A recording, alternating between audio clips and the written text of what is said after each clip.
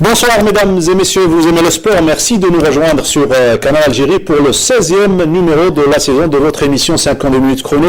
L'actualité est riche et variée, comme chaque lundi, a commencé par le premier championnat d'Afrique de rafle organisé ici en Algérie, plus exactement à Mostaganem. L'Algérie qui rafle la mise avec 5 titres sur les 6 mises en jeu.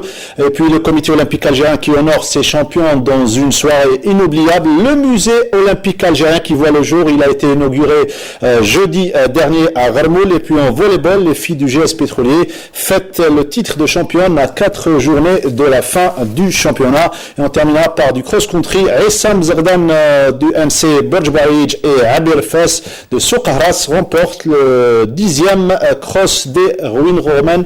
Tous ces thèmes à développer comme chaque lundi avec nos invités et nos collègues, notre consultant Abdelnour Belkhair et Wahib Abdelhawa qu'on retrouve avec grand plaisir chaque lundi. Bonsoir, bonsoir Mokhtar, bonsoir amis sportifs.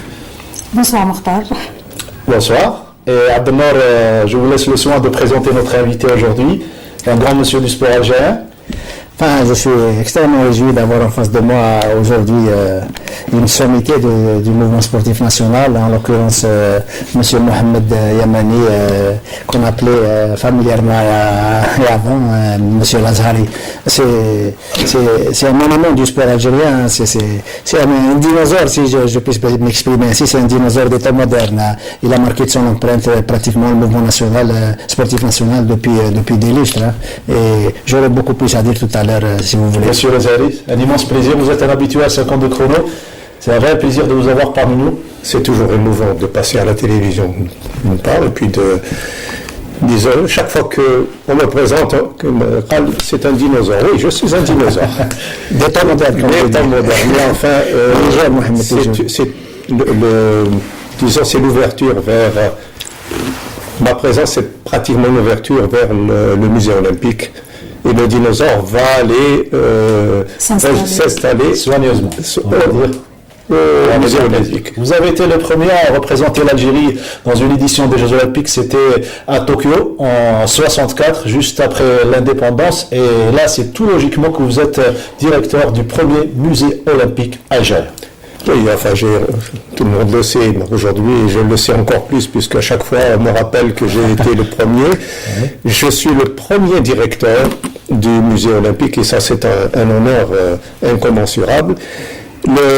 Ce n'est pas un droit. C'est simplement, les circonstances ont voulu que je sois le premier directeur de cette institution, parce que je m'intéressais un peu à l'histoire. Et de tout temps, j'ai dit que chacun de nous détient une part de l'histoire du mouvement sportif national. Donc il fallait que cette institution voie le jour pour que l'on puisse faire les premiers pas vers la collecte et vers, disons, cette histoire du mouvement sportif national. Oui, monsieur Liamani est très modeste en disant que ce n'est pas un droit, mais nous, les journalistes, on doit reconnaître que c'est tout naturellement que monsieur Liamani a été désigné comme directeur du musée olympique algérien. Monsieur Yamani, pour le mouvement sportif national, c'est toute l'histoire du mouvement sportif national algérien. Du moment que c'était parmi les premiers Algériens qui ont participé aux premiers Jeux olympiques pour l'Algérie indépendante en 64, il a préféré les couleurs de l'Algérie au lieu de choisir la France d'abord comme pays, comme représentant aux Jeux Olympiques de Tokyo de 64. Donc représenter l'Algérie en 64, l'Algérie il était le seul. Donc c'est émouvant pour nous, génération qui vient après, et pour les générations qui viennent aussi après. Donc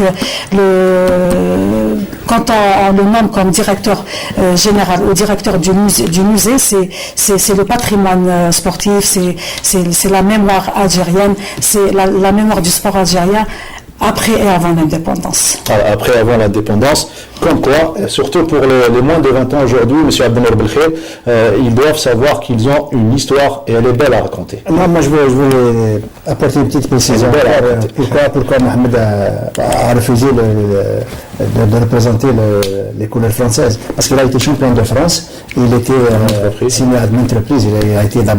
Il a commencé sa pratique en Algérie, à la salle de la pêcherie, la fameuse salle de la pêcherie qui a elle aussi marqué l'histoire de la gymnastique algérienne. Et il a été champion de France avec son équipe Puteaux, c'est ça? Oui, si vous permettez, je vais vous donner des indices. J'ai commencé en Algérie. Hein. Les titres, au fur et à mesure que le temps a passé, j'ai accumulé le titre de cadet, junior, senior. Je suis allé en France pour me préparer avec l'équipe de France. J'étais choisi parce que j'étais 5e junior à l'époque. Et 62 est arrivé l'indépendance de l'Algérie. Comme le fait du hasard, c'est en 62 que j'ai eu le titre de champion de France. Et c'est à partir de ce moment-là que mon destin a changé. De champion de France, on me pose la question à l'époque, on me dit... Alors, ce qui m'avait fait choquer, c'est qu'on me dit « Votre pays est indépendant ». Cela veut dire que j'étais accepté, mais mon pays étant indépendant, allez demander à vos qu'est-ce que vous choisissez entre l'Algérie et votre pays? J'ai dit, je vais vérifier. Et puis, c'est à partir de ce moment-là, ça a duré 3 minutes. Hein, j'étais à l'entraînement, j'étais français en sortant de la salle d'entraînement, ça s'est fait dans un couloir. Je rentre, j'étais étranger. Oui. Parce que c'est le directeur général des sports, c'était le colonel Crespin qui m'avait posé la question, pourquoi, je sais pas, à ce jour, je ne sais pas pourquoi. Et, vous savez, c'est à ce moment-là que votre destin change. Et vous savez, le choix, on le fait en toute conscience. Et c'est là. Après, c'est la galère. C'est la galère. Ça, disons, de conditions idéales, je retombe, on me dit, on vous coupe tout, stop et fin. Voilà, et vous avez représenté dignement l'Algérie. Alors, vous êtes beaucoup plus aujourd'hui pour nous parler du musée olympique qui a été donc inauguré jeudi 26 de ce mois. C'était donc à Hermoul. Pourquoi spécialement cette date, le 26 ? C'est le choix de monsieur le président du comité national olympique et sportif algérien, monsieur Mostafa Braf. Je pense que c'était, disons, en liaison avec la grande cérémonie qui s'est déroulée au Hilton pour honorer les meilleurs athlètes, les meilleurs dirigeants, etc. Là, disons, c'était d'une pierre deux coups et peut-être que même dans la précipitation, c'était une bonne chose parce que aujourd'hui, tout le monde sait que le musée olympique existe. Bien entendu, il y a encore beaucoup de choses à faire avant mais le principal dans cette action, c'est que le musée existe. Il a été érigé en même pas une année. Et c'est une sacrée acquisition pour le mouvement sportif national. Et on salue M. Elias Achour, l'architecte de ce chef-d'œuvre qu'est le musée olympique algérien. Vous venez d'évoquer la soirée olympique, le comité olympique algérien qui honore ses champions de l'année 2016. Retour sur les principaux faits de cette soirée avec notre collègue Amal Bouakba. Et on se retrouve juste après. L'heure était hier à la reconnaissance et la distinction lors de la cérémonie organisée à l'honneur de ces athlètes qui ont hissé le drapeau algérien lors des différentes manifestations sportives internationales.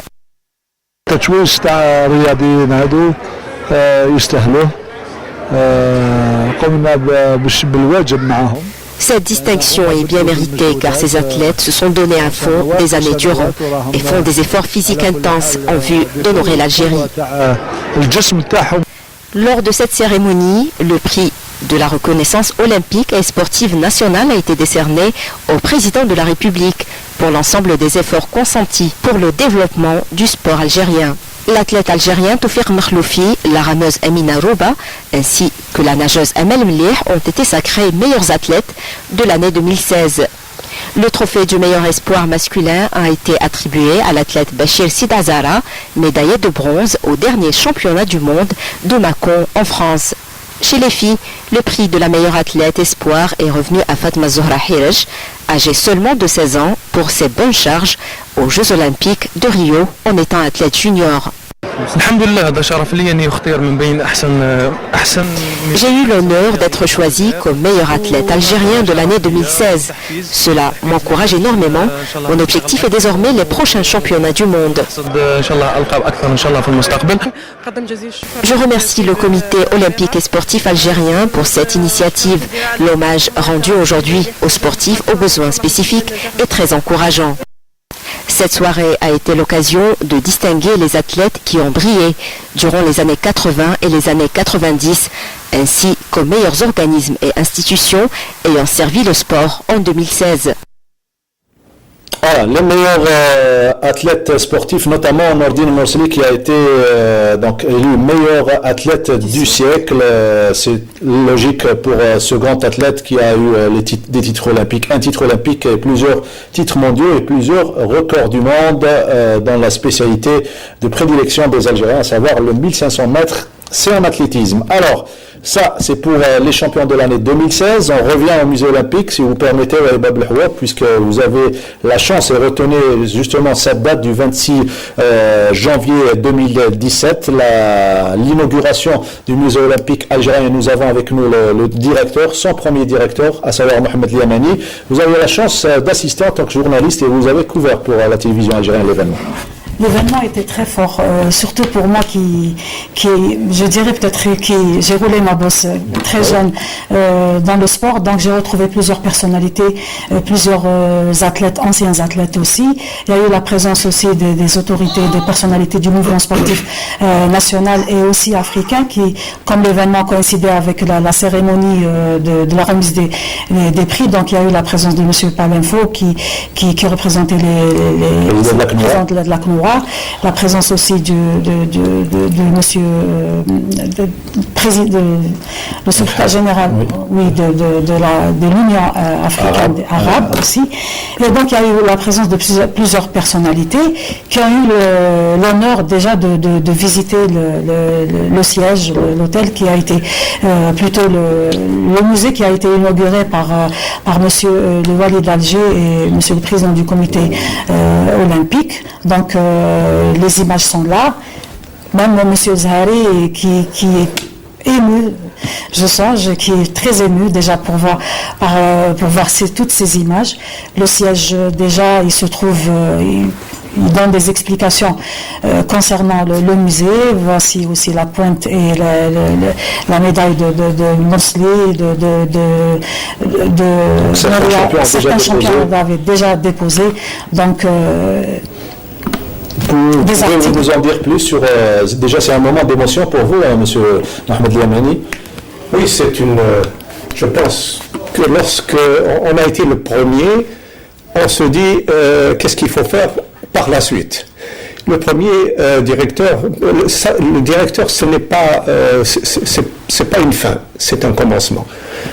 Le mouvement sportif national, nous venons de voir. D'ailleurs, je vous demanderai de verser, si cela, avec votre permission, je demande que les archives de ces 2 journées soient versées au musée olympique parce que c'est historique.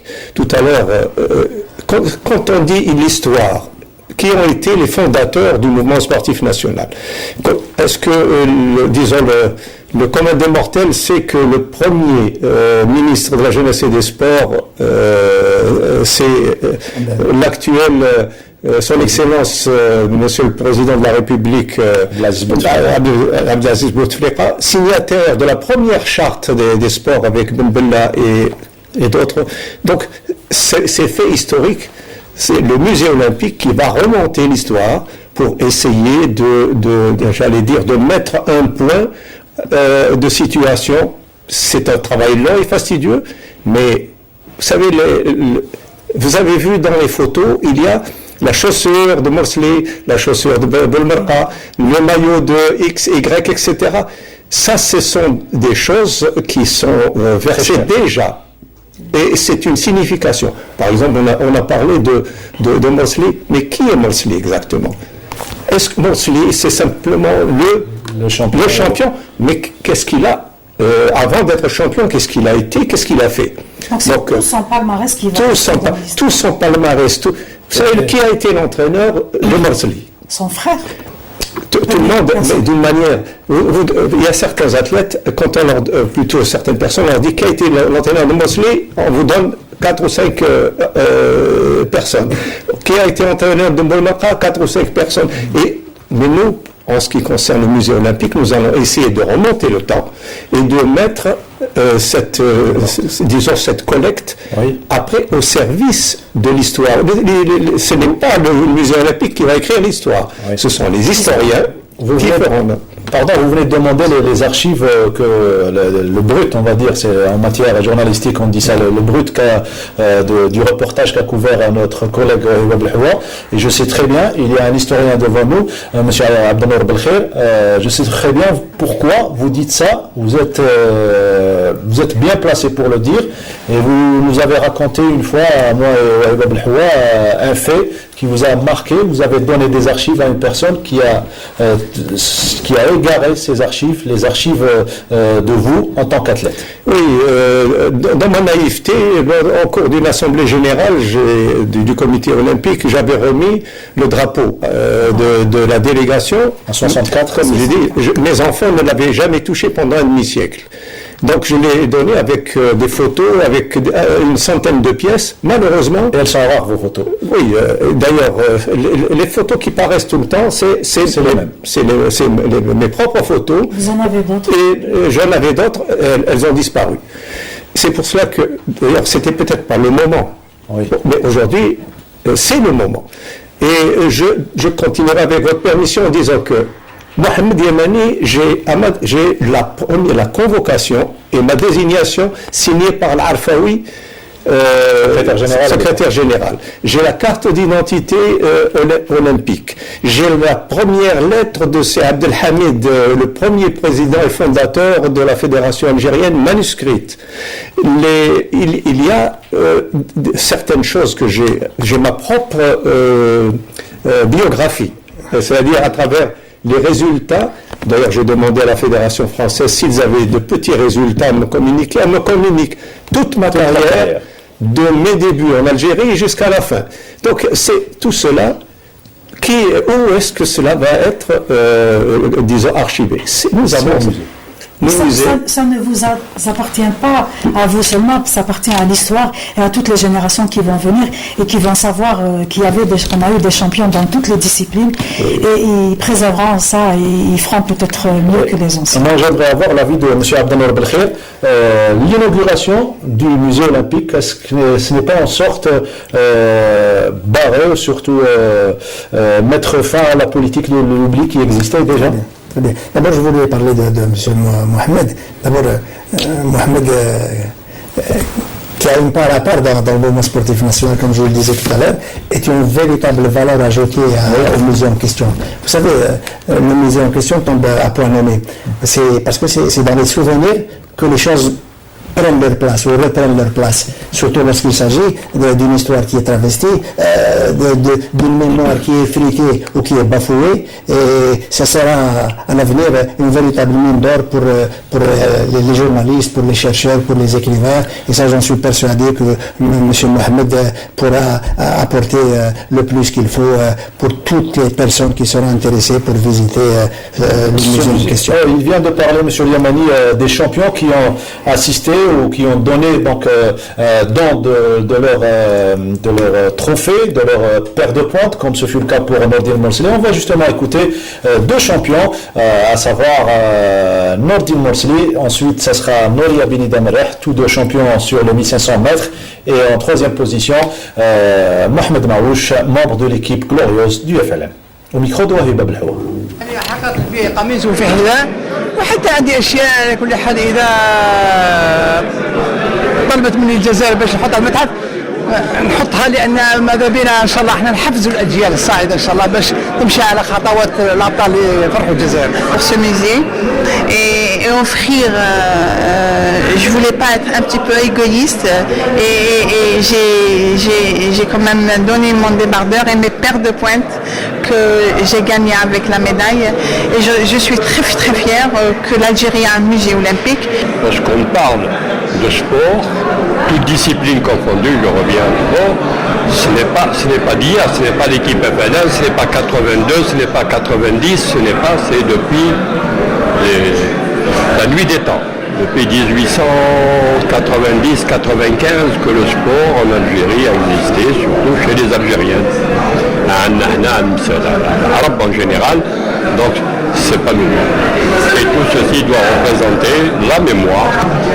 Il y a beaucoup de gens qui ont des archives, qui ont des machins pour pouvoir remémorer un petit peu la mémoire. Voilà, c'est M. Yamani qui expliquait un petit peu à tous les présents ce jour-là. Le 26, retenez encore une fois, le 26 janvier 2017, date de l'inauguration du musée olympique algérien. Le premier, s'il vous plaît, présidé par M. Mohamed Yamani. Vous restez avec nous, M.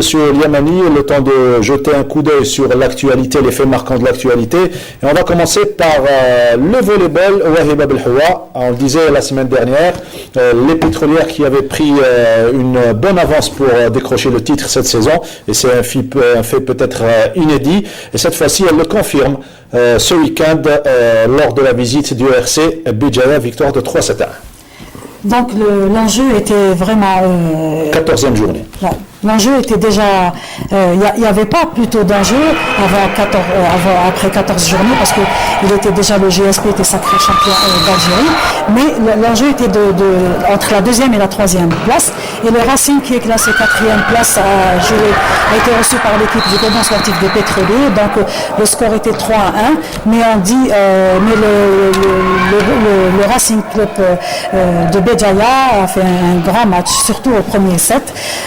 Donc le premier set était en faveur du Racing Club de Béjaïa sur le score de 30 à 28, donc ils ont été jusqu'à dépasser les 25 points. Au deuxième set, il y a eu le retour du groupement sportif des pétroliers avec Ben Salem percutante en attaque, donc le deuxième et le troisième set. Le deuxième set a été en faveur donc du groupement sportif des pétroliers 25-15.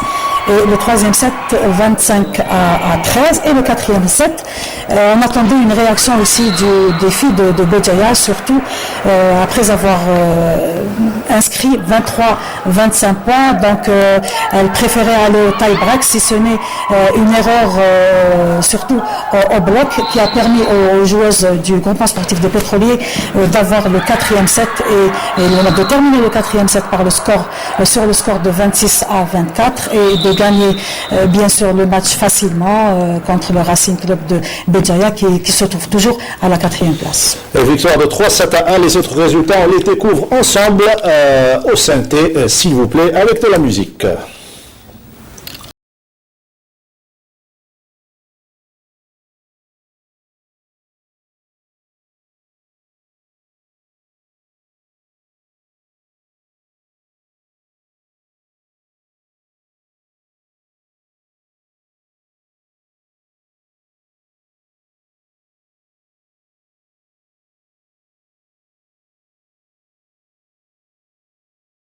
Le GSP qui donc s'offre le titre avec une très belle avance, 42 points devant le MB Béjaïa et le MC Béjaïa, tous deux seconds avec 29 points, un écart immense pour les pétrolières qui méritent donc un zoom, ça sera pour la semaine prochaine. Et donc notre collègue Nassima Imoul s'est rapproché de la manager du club, à savoir Madame Belhoussine, ainsi que les joueuses du club, et elle est revenue avec ses impressions. Les filles sont heureuses de décrocher le titre national de l'année 2016, de la saison 2016-2017. On les retrouve au micro de Nassima Imoul. 14e match, on a gagné tous nos matchs. Donc on est classé première, donc ça s'est bien passé pour nous. alhamdoulilah, on a bien travaillé et le résultat est là et voilà. Il y a des matchs qui étaient un peu plus difficiles que les autres, mais en général, le niveau est très moyen. On avait une appréhension sur l'équipe de l'ASW qui a pris le championnat l'année passée. Mais malheureusement cette année c'est pratiquement un autre visage de l'ASW. On a quand même joué un très très beau match avec le NCB qui regroupe des athlètes de l'équipe nationale et le match était toujours pour nous. Nous on a travaillé quand même très très sérieusement cette année. On a commencé très tôt la saison par rapport aux autres équipes. Nous on a débuté la préparation à partir du mois d'août. Donc je pense que c'est ça qui a fait la différence cette année concernant les matchs qu'on a joués avec les équipes adverses.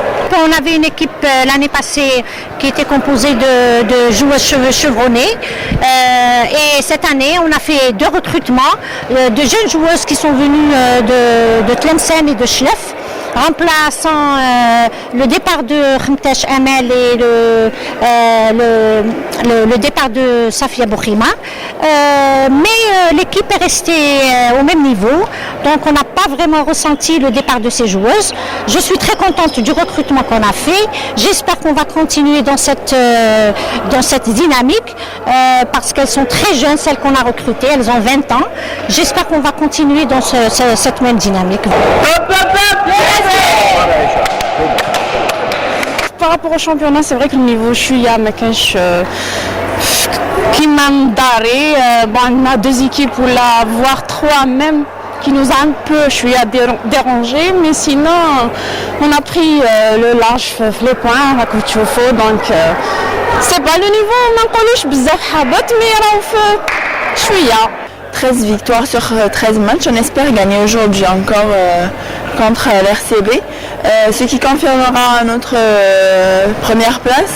Et puis voilà, j'espère que ça va bien se passer pour nous et qu'on fera un très beau match. Ça va être un match pas facile. Donc l'équipe du RCB, c'est une très bonne équipe, c'est un groupe jeune. Donc nous allons jouer, s'imposer comme d'habitude et gagner Inch'Allah 3-0. Cette année, l'IGT GSP, je suis très contente. C'est une nouvelle expérience pour moi. Bon, Inch'Allah, je vais progresser avec eux ou c'est une expérience, très bonne expérience pour moi. Très bonne expérience pour les jeunes de cette équipe du GS Pétrolier. Bravo encore une fois pour ce très beau parcours. Elle décroche le titre à 4 journées de l'épilogue du championnat. On revient à notre invité, M. Mohamed Yamani, directeur du premier musée olympique algérien. Maintenant c'est fait, vous êtes installé au poste de directeur. Quelle serait la première étape ? La première étape, c'est déjà de pénétrer, de voir les locaux comme d'une manière plus sensible, plus objective, et puis commencer à faire la collecte de tout ce qui en relation, au rapport avec le mouvement sportif national. Nous avons déjà commencé, bien entendu, mais nous allons peaufiner et surtout sauvegarder tout ce qui peut être sauvegardé. Il y a la matière. Oui, je pense que tous les jours nous pouvons recevoir, mais recevoir c'est bien, mais il faut qu'il y ait à chaque étape des cérémonies de remise de dons. Les cérémonies de remise de dons vont être organisées avec une remise de diplôme de membres donateurs et on va faire un listing de tout ce qui a été donné et il doit être archivé selon des normes non pas simplement locales mais internationales. Vous avez souvent visité le musée du Comité olympique international. Vous avez j'ai visité plusieurs, mais je pense que le modèle c'est le musée international olympique. Ce que nous voyons, c'est la façade et tout ce qui est exposé n'est qu'un millième de ce que possède le musée international olympique. Et à partir de là, vous imaginez, nous avons 3, disons, rez-de-chaussée, premier, deuxième étage. Nous allons essayer, non pas selon notre conception, mais une conception plus algérienne, on va dire. Non, c'est pas une histoire d'algérianité. C'est une conception qui va nous permettre de voir le musée olympique de l'an 3000. et non pas simplement ramasser de façon volontaire. Voilà. Abdellah, une question pour monsieur. Moi, je voulais poser deux questions à monsieur Mohamed. D'abord, quel est le statut du musée en question? Est-ce que le musée en question sera ouvert au public? Et une autre question, vous allez avoir très certainement, vous avez déjà commencé à bénéficier des dons provenant d'anciens sportifs, des institutions sportives telles que les fédérations, les ligues et j'en passe. Et peut-être, vous aurez peut-être la possibilité d'avoir en face de vous des gens qui voudront vendre leurs objets parce qu'ils ont été sportifs, parce qu'ils les avaient emmagasinés chez eux, comme des archives, comme peut-être des équipements sportifs, même des timbres postaux, ça peut exister. Est-ce que vous avez la possibilité de prendre en charge sur le plan financier ces objets-là? Avant tout, la première question, c'est le musée olympique n'est pas une propriété privée, il ne sera pas fermé, il sera ouvert, bien au contraire au public. Tout public peut pénétrer dans la mesure où il pénètre pour voir, s'informer et sauvegarder. Nous ne permettrons pas la dégradation. Et avant tout, il y a quelque chose que tout un chacun doit prendre en compte. Le musée olympique, ce n'est pas le lieu de revendication et de shikayat, etc. C'est un lieu de mémoire. Et celui qui veut, disons, inscrire son nom dans la mémoire du mouvement sportif, mais celui qui vient pour critiquer X, Y, personnellement, je le mettrai dehors. Parce que on confond. Parce que chacun de nous possède une vision du mouvement sportif national. Et chacun de nous a joué un rôle. D'ailleurs, je profite de l'occasion pour dire, ici, présent, nous avons l'historien, nous avons votre père, qui a été un grand homme dans cette... Et qui a également un passé à l'intérieur du mouvement sportif. C'est peut-être que les intervieweurs seront interviewés au niveau du musée olympique pour avoir votre opinion sur ce qui s'est passé et nous aider à avoir des points de référence. On a même des archives sur le cyclisme, la boxe, des anciennes gloires, et on peut même, peut-être si la télévision... Là c'est clair, M. Liamani a choisi comme partenaire la télévision, comme il l'a toujours fait. Et on le fera bien évidemment avec grand plaisir. Avant de vous laisser partir, on ne va pas vous laisser partir les mains vides, n'est-ce pas, puisqu'il va rejoindre notre ami Hassan Jabel. On va vous remettre un repère du sport algérien des années 50, 40 avant l'indépendance qui nous a été offert par le feu journaliste Abdelkader Benatou qui nous a quittés qui nous a quittés il y a quelques mois. Donc ici vous allez trouver, peut-être vous avoir aidé le musée. Vous l'avez offert, donc on voit qu'il sera soigneusement gardé par M. Liamani et par le musée olympique algérien. Vous êtes mieux concernés pour sauvegarder la mémoire. Il y a beaucoup d'Algériens qui vont se retrouver dans ce repère des années 40-50 qui nous a été offert par Abdelkader Benatou, dit Toto pour les amis de la presse algérienne, notamment spécialisés en athlétisme. Je m'excuse. Elle me dit souvent, qu'est-ce que vous ressentez quand vous vivez un événement? Permettez-moi de vous dire que j'ai la chair de poule de recevoir un document aussi précieux, surtout dans une émission dédiée aux activités sportives. Moi, je me ferai le plaisir de remettre à M. Lazari, qui est un frère pour moi, les livres que j'ai écrits jusque-là. Sur les médias, sur l'USM. C'est deux autres qui relatent l'histoire du sport algérien dans sa globalité. On va vous remercier d'avoir été parmi nous. On vous retrouve chez Sahar Yada, c'est comme ça, donc l'émission de Hassan Jabel. Merci d'avoir été parmi nous et soyez sûr qu'on sera votre partenaire direct. Merci pour cette invitation. C'était un honneur pour nous. On continue avec le volleyball avant de découvrir les invités du deuxième plateau. Les trophées sont là de la Coupe d'Afrique, du championnat d'Afrique de rafle, et les invités vont arriver dans un tout petit instant. Le volleyball et le match entre le GS Pétrolier, le big match entre le GS Pétrolier et l'Étoile Sétifienne, comptant pour donc la 13e journée de la deuxième phase. Retour sur ce match avec Nassim Aïbloul. L'étoile de Sétif n'a pas brillé sur le parquet de la salle de Lira devant son hôte, le GS Pétrolier, lors de cette 13e journée du championnat.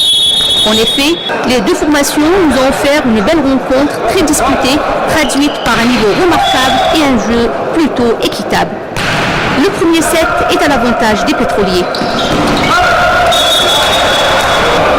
Les volleyeurs de Ain El Fouara prennent le revanche et dominent le deuxième set qui finit à leur profit.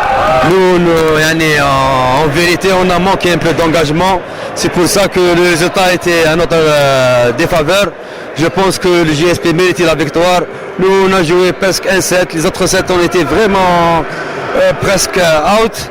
Donc je pense que ma botte pour le GSP, je pense qu'on va se ressaisir pour la prochaine fois, Inch'Allah. Après un léger relâchement, les Algérois vont mener aisément les deux derniers sets grâce à la bonne tactique du coach Mohamed Tahar Verdouni. Le GS Pétrolier réussit à creuser l'écart devant l'étoile sportive sétifienne par sa victoire de 3-7 à 1. Maintenant ainsi sa première place. Bon, on a joué sur nos propres valeurs, c'est-à-dire notre service et notre réception.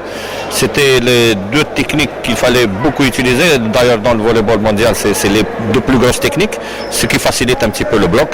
C'est ce qui s'est passé au premier, troisième et quatrième set. Sauf qu'au deuxième set, on s'est un petit peu emporté sur excitation. On croyait qu'on allait peut-être les battre 3-0. C'est difficile de battre ce type d'équipe. Et même si on avait perdu, personne n'aurait crié au scandale. C'est une équipe qui est très, très complémentaire. On a trouvé des failles sur la réception sur le côté gauche. Et c'est ce qui s'est passé en fin de compte. On a continué malgré le score serré. On jouait au chat et à la souris, on a continué à travailler sur ça, ce qui a permis vers la fin du set de mieux travailler sur le bloc et voilà, la victoire était au bout. Mais ce n'est qu'une deuxième étape, parce que la troisième étape, il va y avoir de gros bras comme Borjbar et Riche, comme probablement Msila, Milia ou Tlemcen, je ne sais pas celui qui va passer, Tejnent. C'est de grosses équipes et qu'il va falloir être serein, avoir la tête sur les épaules et continuer à travailler.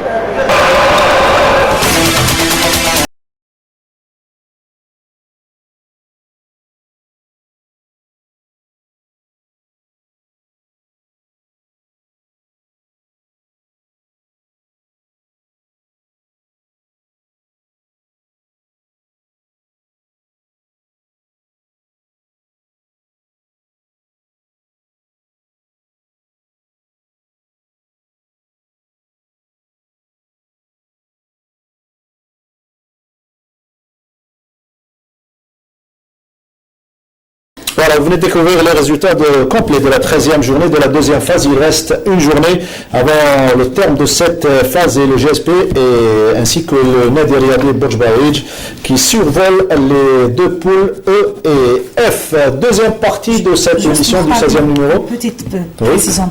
Le GSP et l'équipe de Borj vont participer, vont représenter l'Algérie au championnat arabe des clubs qui va se dérouler en Égypte dans la mi-février. Donc il y a le champion c'est-à-dire la phase, les deux phases. Le plus important dans les deux phases, l'enjeu, c'est pas le cumul de points, mais c'est le premier qui obtient la première place aura l'avantage de participer au championnat arabe. Donc le GSP de cette année et le Borj de l'année précédente. Voilà, ils seront les deux représentants de l'Algérie au prochain championnat arabe des clubs au Caire pour être plus complet concernant le volleyball. Deuxième partie, je le disais, on reçoit avec grand plaisir les représentants de la rafle algérienne puisqu'ils ont tout simplement raflé la mise lors des championnats d'Afrique qui se sont déroulés à Mostaganem. Nous avons le plaisir de recevoir M. Maïdi Mohamed Lami, président de la Fédération algérienne, et également Lamia Aïssioui, athlète médaillée d'or lors de cette édition. Messieurs, dames, bonsoir. Bonsoir, merci Mourtad de nous avoir invités sur ce plateau de Seconde de Chrono. On est très content d'être avec vous. Notre devoir. Lamia Aïssioui. Merci beaucoup pour l'invitation. Merci beaucoup pour l'invitation. Voilà, on va revenir sur ce championnat d'Afrique, le premier que l'Algérie organise 3 années après la création de la Confédération africaine. Effectivement, c'est la première édition du championnat d'Afrique des Nations en catégorie dames et hommes. avec les 3 disciplines. Donc il y a l'individuel, la doublette et la triplette.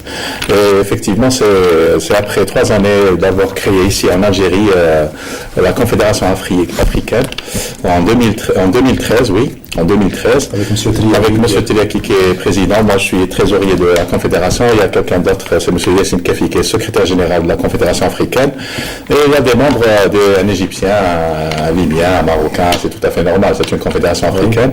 Et donc après cela, vis-à-vis du plan d'action du président de la Confédération africaine, on a commencé à travailler, puis l'idée est venue d'organiser un championnat d'Afrique des nations ici en Algérie. On était les premiers à demander comme étant pays qui a créé la Confédération, donc c'est tout à fait normal.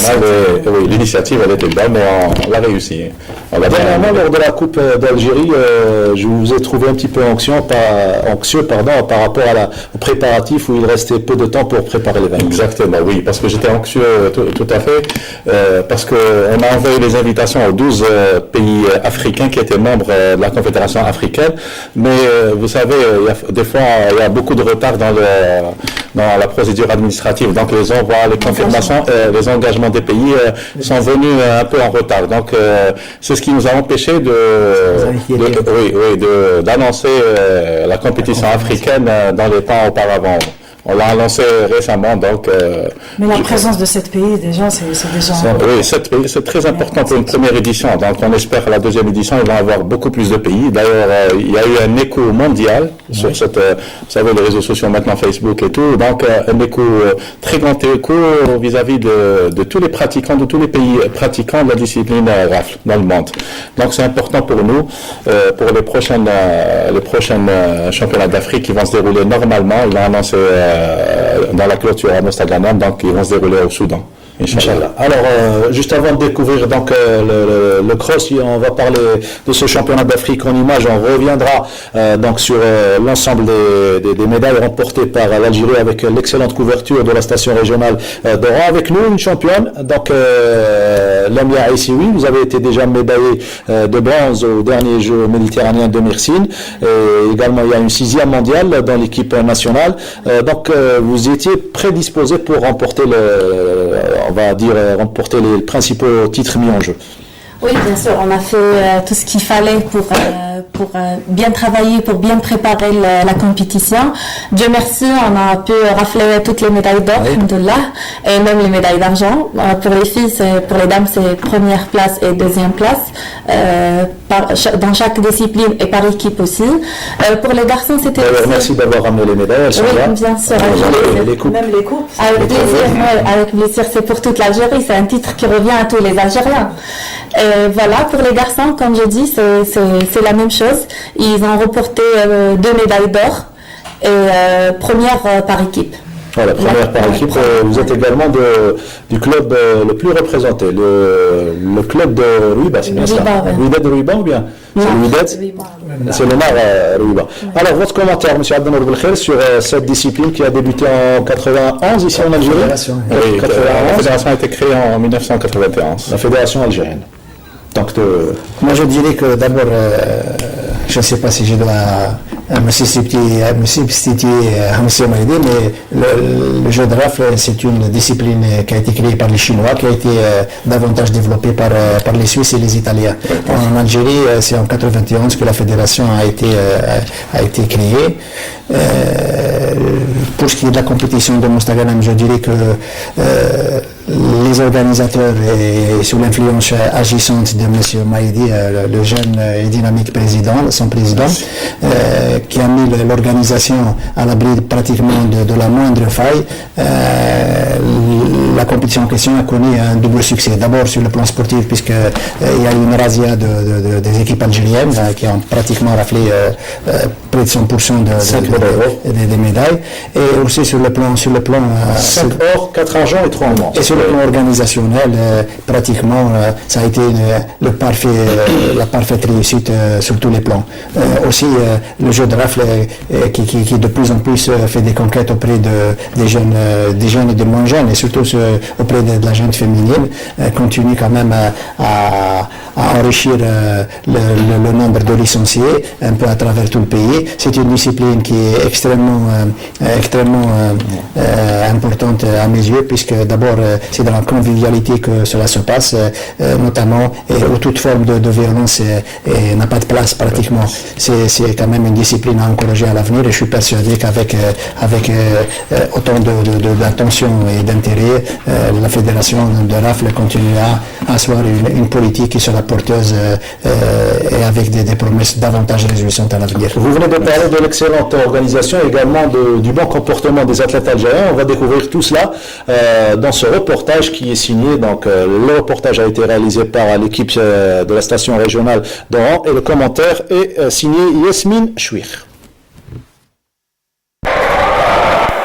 C'est une grande joie qui a été vécue du côté algérien au premier championnat d'Afrique de rafle, qui a pris fin samedi soir à la salle Omnisport Sharaf Khattab à Mostaganem. Les athlètes algériens remportent le titre en raflant 9 médailles, dont une de bronze, 4 d'argent et 4 médailles d'or. 2 médailles d'or en doublette et en triplette. Je suis vraiment très contente. Alhamdoulilah. En doublette, en individuel en triplette, médaille d'or, médaille d'argent. Catégorie dames et messieurs, la compétition a enregistré la participation de 70 athlètes d'Algérie, du Burkina Faso, du Djibouti, du Mali, du Soudan, de la Libye, du Maroc et de la Mauritanie. Avec le témoignage de tous, l'organisation s'est distinguée par l'utilisation des dernières technologies dans la numérisation des résultats. Je remercie l'Algérie d'avoir accueilli le premier championnat africain de rafle et j'espère qu'il y aura une prochaine fois. Une première marquée par une aussi importante réussite que les organisateurs voient déjà la suite se profiler et ce très rapidement. Cela nous a ouvert la voie pour organiser en cette fin d'année une autre compétition des clubs à Rouiba dans la wilaya d'Alger. Encadré par des experts de la Fédération internationale de rafle, un stage en marge de cette compétition a été organisé au profit des arbitres et des entraîneurs. Voilà, la photo de famille pour célébrer et fêter surtout ces trophées et surtout ces belles médailles. Elles sont présentes avec nous, les médailles d'or et d'argent que nous ont ramenées les athlètes. Et vous êtes remerciés puisque vous venez d'arriver tout juste de Mestranum. On remercie tous les autres athlètes qui ont offert des médailles à l'Algérie sans exception.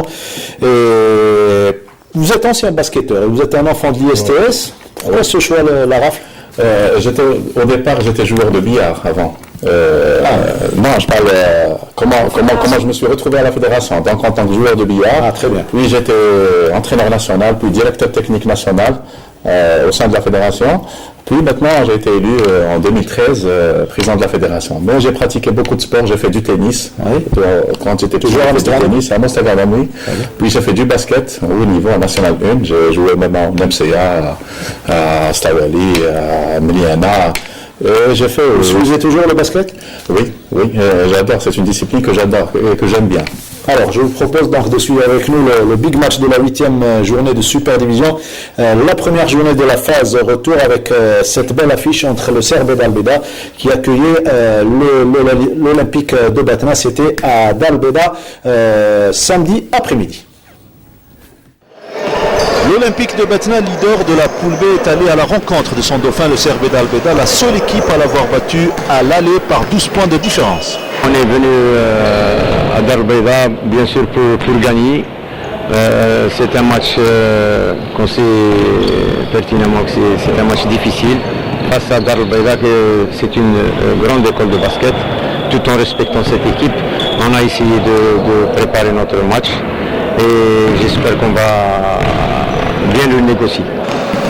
Le CRB d'Albeda, quant à lui, a abordé cette rencontre avec 2 absences et l'entraîneur a tracé qui purgeait son dernier match de suspension. On a préparé nos joueurs c'est-à-dire pour remporter cette rencontre. Malheureusement, on a quelques blessures. C'est-à-dire on a 2 joueurs qui sont blessés, c'est des joueurs titulaires. Mais on va faire avec le reste. Inch'Allah, on va remporter cette rencontre.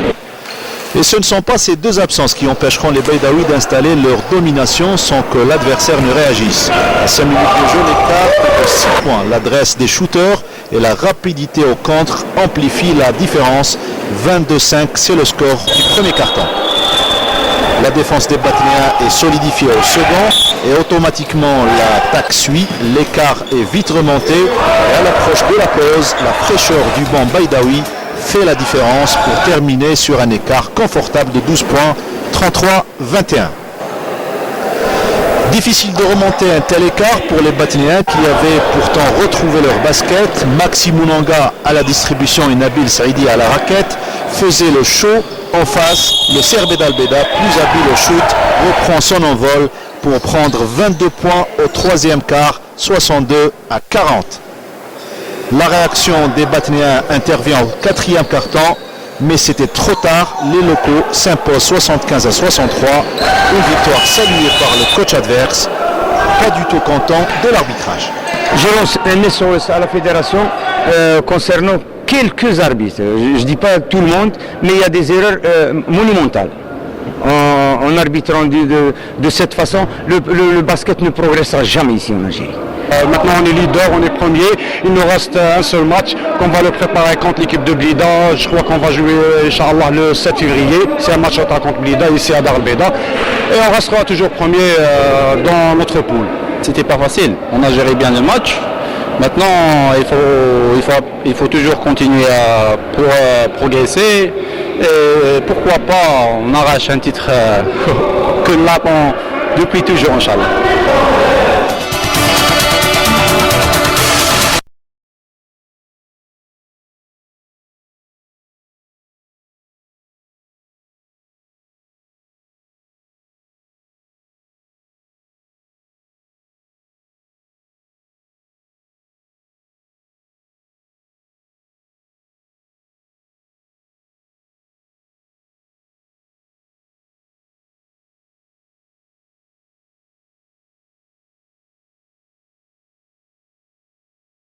Il y avait également un match arrêté à 23 secondes de la fin du troisième quart-temps, RC Constantine USM Blida, alors que les Constantinois menaient par 20 points d'écart, 65-45. Les causes, tout simplement, revendication et contestation d'arbitrage de la part de l'équipe de l'USM Blida. La Commission nationale d'arbitrage va statuer cette semaine pour donner son verdict. Et puis, nous présentons nos sincères condoléances à la famille du joueur du CRB d'Albeda, Sofiane Boukelmoun, qui a perdu sa maman 3 jours avant le déroulement du match face à Batna. Nos sincères condoléances et également pour notre ami Rabi Zermi, l'ex-médecin fédéral de la Fédération de handball.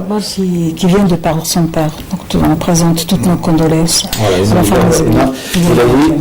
Et puis sachez que l'équipe nationale est en stage, l'équipe nationale des seniors messieurs est en stage en prévision des 2 tournois qualificatifs à l'afro-basket, du cross-country avec le retour à la compétition, puisque souvenez-vous la semaine dernière on avait tout simplement annulé l'édition du cross Shahid Chaddewi à Tizi Ouzou en raison des intempéries. Cette fois-ci il y a eu le cross de Batna avec le traditionnel challenge des ruines romaines, 10e édition, dominé par Issam Zerden du NCBBA. Alors que chez les jeunes filles, tout d'abord, il y a eu la victoire chez les cadettes de Khadija Habash de l'Olympique Borjbaïch que vous voyez à l'écran. Alors que chez les cadets, Oussama Sharad a remporté la première place. Il est de la même école avant de retrouver la victoire chez les juniors garçons de Ayman Amin Boulaïnin de Borjbaïch, décidément. Alors que Abir Elfes a remporté le cross des seniors dames, alors que chez les juniors filles, il n'y avait pas beaucoup de participantes. Et il y avait un froid glacial à Batna à l'occasion de ce 10e cross. Vous allez voir la victoire de Abir Elfes, la talentueuse athlète de la protection civile de Soukaras. Voilà pour ce qui est du cross-country, alors que chez les seniors messieurs, Sam Zerdan a remporté la première place et Abel Fès chez les seniors dames. Retour au plateau pour terminer avec nos amis de la rafle. Ils sont ici présents pour nous parler de ce championnat d'Afrique. Je vous avais appelé il y a de cela 3 jours pour vous inviter à notre émission. Et votre objet d'inquiétude, c'était beaucoup plus l'équipe libyenne. Ils ont un bon niveau, les Libyens. Oui, effectivement, la Libye, c'est le seul concurrent qui nous a un peu dérangé dans des matchs très difficiles à gagner. Et d'ailleurs, ils ont obtenu une médaille d'or en doublette. C'est la seule médaille d'or qu'on a perdue. Mais alhamdoulilah, sur les 6 médailles d'or, on a obtenu 5 médailles. Alhamdoulilah, parce que c'est une équipe qui joue avec nous lors des championnats du monde, les compétitions internationales. Donc c'est une équipe qu'on connaît très bien. Même aux Jeux méditerranéens, ils ont bien joué, ils se sont classés, mais ils n'ont pas obtenu une médaille. Donc c'est une équipe dirigée par un Italien. Ils font des stages beaucoup en Italie. Donc, ils ont un palmarès, ils ont un suivi, une continuité. C'est une équipe qui a gardé l'ossature. C'est les mêmes joueurs qu'on a retrouvés il y a 5 ans, on les voit maintenant. La fédération libyenne, elle a été créée avant la fédération algérienne? Je ne pense pas. Je ne sais pas à quelle date la fédération libyenne a été créée, mais en tous les cas, depuis qu'on participe au championnat du monde et aux compétitions, c'est toujours la Libye qui est devant nous. Enfin, devant nous, pas au classement, mais devant nous. Ils arrivent une semaine avant, ils font des stages une semaine avant. On débarque, donc on les trouve sur place, sur les lieux. Donc ils ont quand même une structure. Ils financent beaucoup. Peut-être par rapport à la pratique de la discipline, peut-être ils ont plus de moyens, peut-être pour ASCOI qui est un athlète et qui s'entraîne. Vous ne vous entraînez pas tous les jours? C'est par rapport aux moyens, par rapport peut-être à la salle. Malheureusement non, parce qu'en fait les Libyens par exemple, ils ont commencé en 2013. Je me rappelle très très bien parce qu'on a participé aux Jeux méditerranéens et c'était leur première participation. Mais juste après ça, ils ont commencé à travailler, tous les moyens, avoir un terrain officiel. Comme les terrains qu'on joue au championnat du monde. Une salle fédérale peut-être. Une salle une grande salle à Tripoli. C'est une grande salle, on l'a fait montrer. Des maquettes, beaucoup de terrains et avec des terrains synthétiques aux normes européennes, aux normes mondiales. Ce pas des terrains traditionnels. Si on revient à la compétition, beaucoup de difficultés pour décrocher l'or et l'argent, l'or par équipe, en individuel l'argent. En championnat d'Afrique, c'était pas trop difficile par rapport au féminin. On a pu quand même avoir et la médaille d'or et la médaille d'argent dans les 3 spécialités. Par rapport aux garçons, c'était un peu plus difficile parce que ils étaient très performants, les Libyens. Vous les filles, vous connaissez entre vous Pas vraiment, mais leur niveau, ils avaient un peu peur. Non, je parle de vous, les Algériennes. Vous connaissez entre vous? Nous, on connaît notre niveau très très bien. On passe à peine à 1 point, 2 points d'écart entre nous. C'est-à-dire il n'y a pas une grande différence au niveau, dans le niveau. Niveau des athlètes? Oui, entre les athlètes, les 2 équipes. Parce qu'il y avait l'équipe nationale 1 et l'équipe nationale 2. On avait 2 équipes, on a participé avec deux équipes, comme pays organisateur. Là, Président, comment vous comptez accompagner justement le développement? Vous avez déjà une 6e place mondiale, une 3e place aux Jeux méditerranéens, et là vous remportez le championnat d'Afrique. Il va falloir, vous êtes condamné à faire mieux là. Bien sûr, l'avenir. Bien sûr, c'est ce qu'il faut faire. Maintenant, on est premier en Afrique, donc on doit faire beaucoup mieux. Et on espère avoir les meilleurs résultats lors des prochains Jeux méditerranéens, par exemple. C'est un objectif à moyen terme, je dirais. Il y a un objectif à court terme, c'est les championnats du monde le 17 juillet en Pologne. On espère avoir une médaille, Inch'Allah, un peu de ça pour réussir notre consultant. Je ne sais pas. Est-ce que vous avez pensé à la mise en route d'un programme qui pourrait toucher les plus jeunes coachs de participer pratiquement les écoles par exemple et tout ça, d'autant plus que des moyens modestes, on peut à la limite faire démarrer l'animation pour ce qui est du jeu de l'Afrique. Oui, on a instauré déjà la catégorie moins de 18 ans. C'est la première fois qu'on l'a faite. C'est l'année passée, on a fait un tournoi quand elle est moins de 18 ans et c'était réussi. Donc c'est un peu difficile d'élargir cette discipline. Comme elle a dit, c'est le manque d'infrastructure. C'est l'inconvénient majeur pour notre discipline. On peut pas la pratiquer. On ne peut pas la pratiquer à l'air libre, à l'extérieur. Vous avez les boules, mais vous n'avez pas la structure. Exactement. On a tout, mais la structure, on ne l'a pas. Donc on est obligé de faire appel au DGS, au directeur de port, pour nous louer la salle 2 jours, 3 jours pour faire une compétition. Donc c'est la réponse de tout à l'heure de la joueuse Lamia. On ne peut pas pratiquer cette discipline constamment. Par exemple, comme les autres disciplines, le volley, le basket, le hand, même les sports individuels. Dans ce championnat d'Afrique, vous avez eu une infrastructure dans le monde oui, parce que ils sont venus 2 représentants de la Confédération mondiale de boule pour homologuer cette compétition, et d'ailleurs elle a été homologuée 3 jours avant. On a construit des terrains qui étaient les plus proches des terrains de normes mondiales. Également, mais il nous faut toujours, le problème c'est l'infrastructure, parce que les terrains, dès que tu les mets en place, puis tu les enlèves, ça coûte un peu cher, les terrains officiels, enfin pas vraiment, ça coûte à peu près 5 000 euros. 5 000 euros le terrain. Où est-ce que vous préparez le Mirassili ou avec vos coéquipiers et coéquipières du club Narouiba?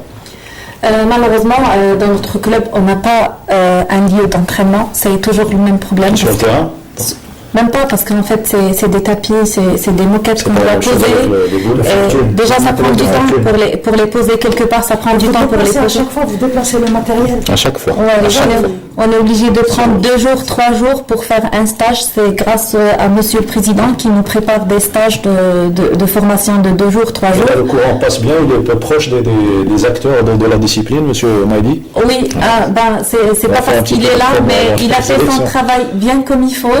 D'ailleurs, il a fini son mandat les 4 années qu'il a présidé la fédération. Il a fini par un championnat d'Afrique. Et pour moi, c'est excellent. C'est la première fois et en Algérie et en Afrique. C'est excellent. Ce qui m'a marqué, c'est beaucoup plus le respect avec vous, et également avec M. Triaki, qui est président de la Confédération, un vieux de la vieille, des disciplines, le billard et le rafle. Je vous parlais tout à l'heure, M. Belkher, de la recette pour réussir, en parle du long terme. Là. Le long terme, l'investissement, c'est d'abord prendre en charge la couche la plus jeune, parce que former de bons joueurs et de bonnes joueuses nécessite quand même un laps de temps assez long. Et pour cela, je pense que M. Maïdi est en train de faire mûrir cette idée-là, pour qu'à l'avenir, nous avons une explosion quand même de jeunes capables de réussir au effort la discipline du rafle en Algérie. Et pour la pratique, là, c'est le côté théorique. Oui. Pour la pratique, on ouvre les portes à tous les adhérents et les adhérentes, surtout en milieu scolaire, oui. Mais toujours le problème, c'est le terrain, c'est la structure. Mais quand même, on a 2 écoles ici à Alger qui ont beaucoup de catégories jeunes. C'est le Panoramique et c'est le club de Bolj-Bahri. Ils ont beaucoup de catégories jeunes. Le jeu commence à avoir un peu d'attirance pour les parents, pour leurs enfants. On espère avoir beaucoup mieux. Avec ce championnat d'Afrique, à Mostaganem, déjà, tout le public, la salle était pleine. Donc, quand même, on a obtenu beaucoup d'objectifs à travers l'organisation de cette discipline, comme il l'a dit tout à l'heure. Le premier objectif, c'était l'organisation. Oui. Donc, organiser la première édition des championnats d'Afrique, c'était un défi, un grand défi. Le deuxième objectif, c'était de récolter les résultats. Et ils sont là, les résultats. On a obtenu pratiquement la totalité des récompenses et des trophées pour l'Algérie, pour notre pays. Le troisième objectif qui était essentiel, c'est de vulgariser cette discipline à travers vous, les médias, les spectateurs, le public, c'est important et tout. Donc, sans oublier qu'on a aussi alors, les 30 dernières secondes, vous allez profiter certainement pour remercier. Très bien, mais je voudrais dire qu'on a profité aussi pour faire bénéficier bénéficié à peu près plus d'une vingtaine d'éléments qui sont à la fédération, c'est des entraîneurs et des arbitres, avec un stage international qui a été dirigé et présidé par deux